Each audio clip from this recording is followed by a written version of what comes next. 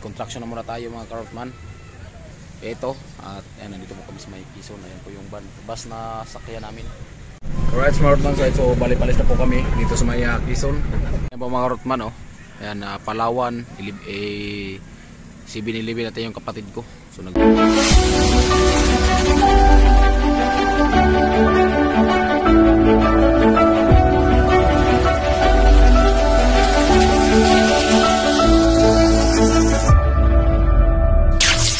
alright mga karotman, so ayan, magandang hapon sa ating lahat mga taga-Luzon, Visayas at Mindanao. So ayan, panibagong araw, panibagong vlog naman tayo. So ayan, pasensya na po at ngayon po tayo makapag-vlog at ngayon po tayo makapag-upload, no? So ito at biyahe naman tayo papunta ng Bulacan. Hanap buhay na tayo mga karotman para sa pamilya.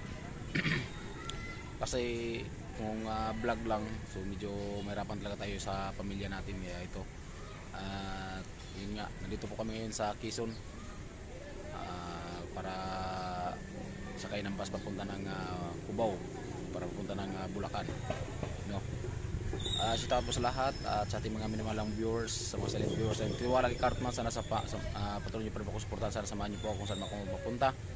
At construction na muna tayo mga Kartman para kahit pa paano doble kita. Bali abang nabablog nagko-construction si kung hindi man tayo makasahod sa pag-vlog, so siyempre may lingguhan tayo na may sasahurin tayo lingguhan kasi contraction, no? Kasi kung puro lang tayo vlog, so mahirapan talaga tayo para sa ating pamilya. Ito, at ayan, nandito po kami sa may Quezon. Ayan po yung bus na sakyan namin. At siyempre kasama ko yung aking kapatid, at yung mga kapatid ay nag-CR muna. Ayan, alright mga karotman, at abang mo tayo muli. Kitextin lang po tayo sa ating update kung saan tayo pupunta. Right. Ayan po mga karotman, oh. Ayan, Palawan, 7-Eleven natin yung kapatid ko. So nag-CR muna tayo yung bus na sakyan namin. Ayan. At ito yung dito, palengke niya sa loob. So nandito kasi tayo sa may labas, nagpupupo. At ayan yung kratilis. Ayan, may mga punong kahoy. At yan mga karotman, bali sapa, rip-rap. Alright mga karotman, so balik-balis na po kami dito sa may Quezon. So biyahe na po puntang Cubao. Kunti lang yung pasahero.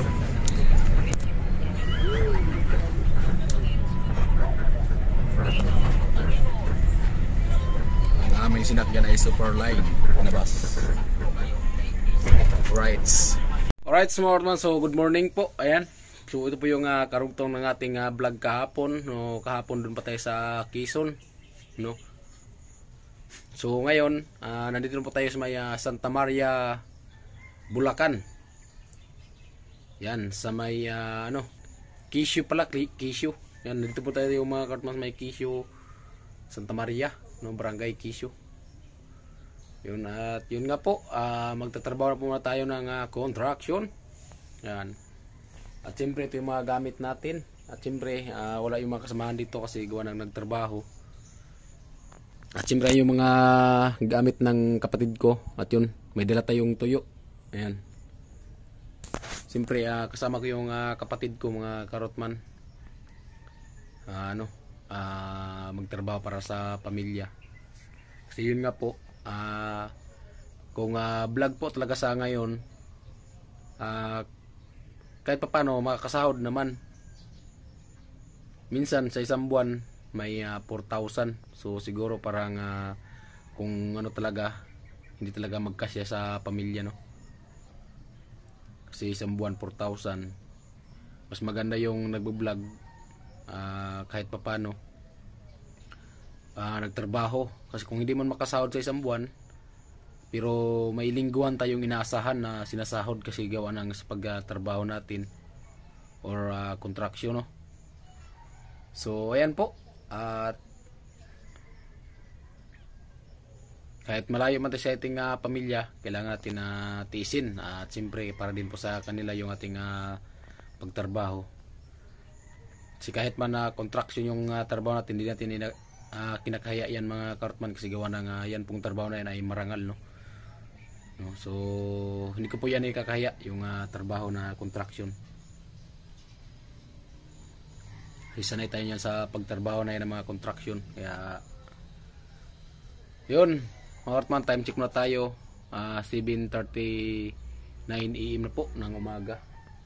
So sabi nga ni Foreman kung papasok daw kami ngayon, so sabi ko baka bukas na lang kasi pahinga muna kasi gawa ng biyahe Burias to Bulacan. Medyo hilo-hilo pa yung yung pagbiyahe natin.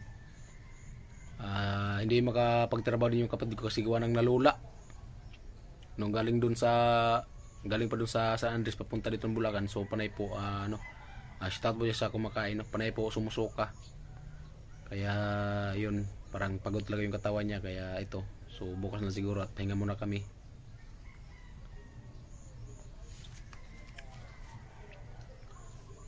Kaya ito, so yun, inutusan ko muna na bumili ng pagkain para agahan namin kasi ang kain namin kahapon pa ng hapon doon pa sa Quezon. So wala pa kaming pagbiyahe kagabi, hindi kami kumakain kasi hindi din siya makakain kasi gawa ng lula, kaya walang gana talaga kumain. Kaya ngayon, so kain na kami. At siyempre shout out sa ating mga lahat ng mga viewers, mga silent viewers, at sana patuloy nyo pa ako suportahan at sana patuloy po ang tiwala nyo po kay Karotman, at sana wag nyo po isipan sa shout out din po sa ating mga minamahal na mga viewers dyan, at lalo sa ating mga minamahal na mga sponsor, yung shout out po. At ito, so balik trabaho naman tayo sa construction mga Karotman para sa pamilya. Kasi sa ngayon kulang talaga ang pambudget para sa pamilya pag vlog lang. Kaya kailangan nag-vlog habang nagtrabaho. So kahit man hindi tayo, yun nga po, sabi ko nga, kahit man hindi tayo makasahod sa isang buwan, so hindi tayo masyadong ma-stress kasi gawa na may lingguhan tayong sinasahod para sa pamilya.